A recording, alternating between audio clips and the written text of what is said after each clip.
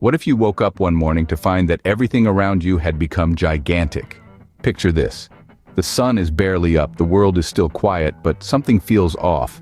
The bed feels harder, larger, and colder than usual. The familiar objects in your room are towering over you like skyscrapers. Confusion washes over you as you try to comprehend the bizarre situation. You feel small, tiny even, and the world around you feels strangely massive. A wave of fear engulfs you as you realize the truth. The unthinkable has happened. It's not the world that's grown, it's you who has shrunk. The scale of everything is off, the door seems miles away, and the ceiling appears as high as the sky. The world as you knew it has morphed into a terrifying landscape of giants. Imagine the terror of finding yourself in such a situation. Would you be able to cope? Now you're tiny, and the world is vast and intimidating. What would you do next? Imagine waking up one day, and you're the size of an ant. Suddenly, the world around you is a colossal jungle of gargantuan proportions. Your home, once a sanctuary, is now a labyrinth of towering obstacles. The simplest tasks have become Herculean challenges. The stairs are now a mountain range, the kitchen counter a skyscraper, and the trip to the bathroom an epic journey fraught with peril. You realize that the laws of physics have taken a drastic turn. Gravity, once a gentle force, now pulls you down with a vengeance. A fall from a table isn't just a tumble anymore, it's a plunge from a high-rise building. And let's not even get started on how the weather behaves. A simple breeze transforms into a hurricane, and raindrops are no longer refreshing. They're cannonballs from the sky. And then there are the creatures. House pets, once cuddly companions, are now fearsome beasts. Mice and spiders, previously tiny nuisances, have become monstrous predators. Even the harmless ant is now a formidable adversary. A walk in the garden becomes a safari in a world where you're no longer at the top of the food chain. But it's not just the physical challenges, it's the psychological toll as well. The world is no longer familiar, it's alien and hostile. The sense of isolation is crushing. The silence is deafening. Every corner hides a potential threat. Every noise sends a shiver down your spine. Fear becomes your constant companion. And yet within this gargantuan world, you're forced to adapt. You must find ways to overcome these challenges, to navigate this vast terrain, and to fend off these colossal creatures. Your life depends on your creativity, your resilience, and your courage. Survival becomes a game of wits and determination in this new, enormous world. In this new reality, how would you adapt? Now that's a question that would keep your mind racing as you traverse this shrunken world.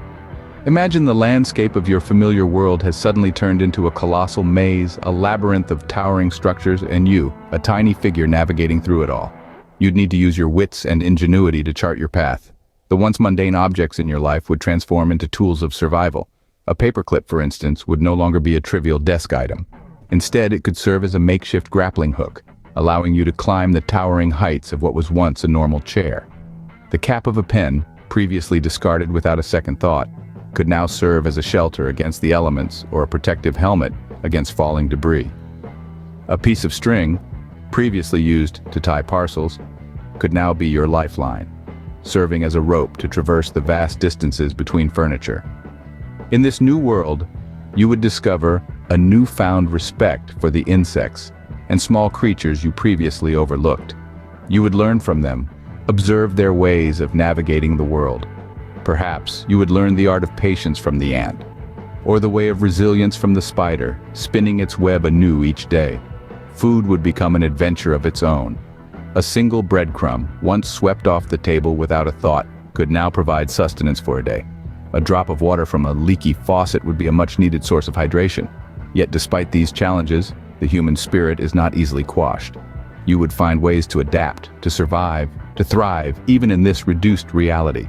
You'd realize that size doesn't define capability, and the world, however big or small, is there to be explored.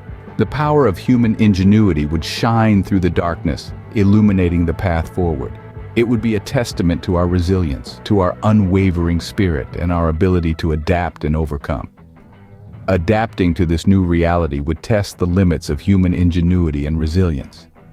And yet, we would rise to the occasion as we always have. The world might have shrunk, but our spirit remains unbroken. Every moment becomes a struggle for survival, but what if you're not alone? Imagine a world where everyone else has been scaled down to your new stature. You are not alone in this dramatic shift. The sudden shrinking of humanity is a collective experience, creating an entirely new world order. The challenges are immense, but so are the opportunities. In this pint-sized world, the ordinary becomes extraordinary. A simple staircase transforms into a towering mountain. A puddle becomes a vast lake. But the human spirit is indomitable. We adapt, we change, we innovate, and in this new world we build. Miniature societies form, sprouting up like mushrooms after a rain. The same human instincts for community and cooperation that have propelled us throughout history come into play. We build tiny houses, create micro-farms, and establish miniature cities. The world becomes a playground for human ingenuity. But with this new order comes new struggles. Resources that were once abundant become scarce. A single apple could feed a family for a week. A bottle of water becomes a precious commodity. The struggle for survival shifts from the individual to the community. It's a battle against the elements, against scarcity, and against each other. In this world of the small, alliances become as crucial as air. Neighbors band together, pooling their resources and their strength. Communities form protective circles, defending their micro-farms and tiny homes from outsiders. But where there are alliances, there will also be rivalries. Competing miniature societies vie for resources, sparking conflicts that echo the wars of our past. The struggle for survival becomes a struggle for power, as the balance of this new world teeters on a knife's edge. In this world, the small are mighty, and the mighty are small. It's a world where every day is a battle, but also an opportunity for innovation, cooperation, and community. The human spirit, no matter how small, is a force to be reckoned with. In this new world, alliances would be formed and rivalries would emerge as the struggle for survival intensifies. What if one day you woke up to find that everything had returned to normal? Imagine the rush of relief and the breath of freedom. You stretch out, feeling your normal-sized limbs for the first time in what felt like an eternity. But it's not all joy and relief. There's a sense of loss, too. You'd adapted to the new world, to the colossal size of everything around you. You'd learned to survive, to thrive even. You'd formed a bond with the other tiny humans, a camaraderie that only those who have faced adversity together can understand. And now suddenly, it's all gone. You're back to your old world, your old life, but you're not the same person anymore. You've seen things, experienced things that no one else can even imagine.